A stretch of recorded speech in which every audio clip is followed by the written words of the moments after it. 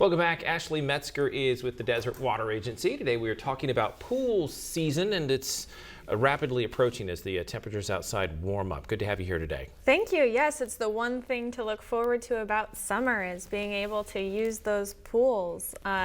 Get your floaties out and...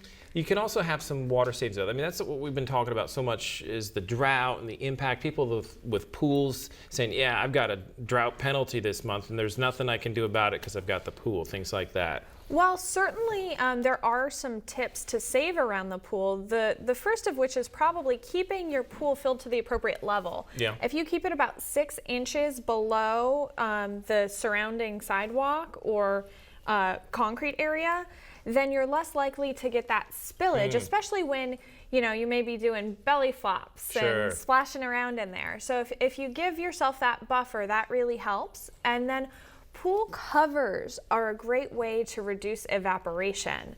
Those can save 10 to 15,000 gallons a year. And there are different types of pool covers. You can get a fabric cover that you tie down, and those typically last about a year. Yeah. Or you can do a permanent cover that you install, or even just trying out a chemical cover to see if that helps. A chemical cover? Yes, what's you can that? go to the pool store and they'll have a chemical you can put in your pool. It's still safe to swim in, and you won't notice anything different except it evaporates less.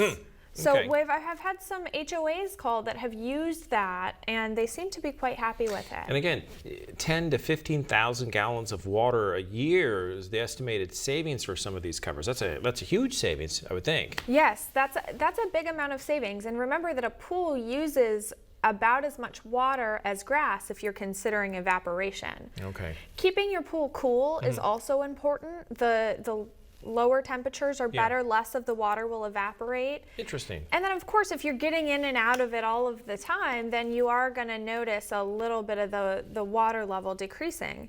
But leaks are one really important factor that you should definitely test for now, because if it goes unnoticed, you can waste thousands of gallons and lots of money too. That's not something easy to determine, I would imagine. How do you determine? I mean, you look at the pool, it looks fine, but how do you know there's possibly a leak going on? So we have a DIY test, and this is up on our website at dwa.org/check-for-leaks.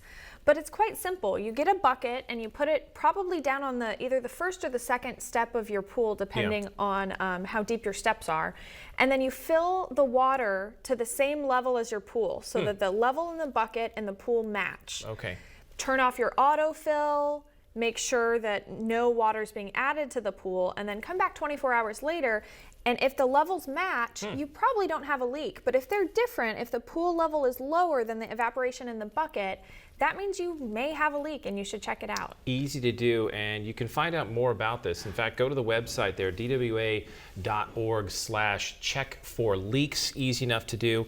You can do it yourself, as you said. Bucket of water, and maybe save some water and money as well this summer, and save the environment as well. Thanks so much for being here with us, Ashley. Appreciate it. Thank you. Top stories are coming up next. You're watching the Desert's News Leader. Stay tuned.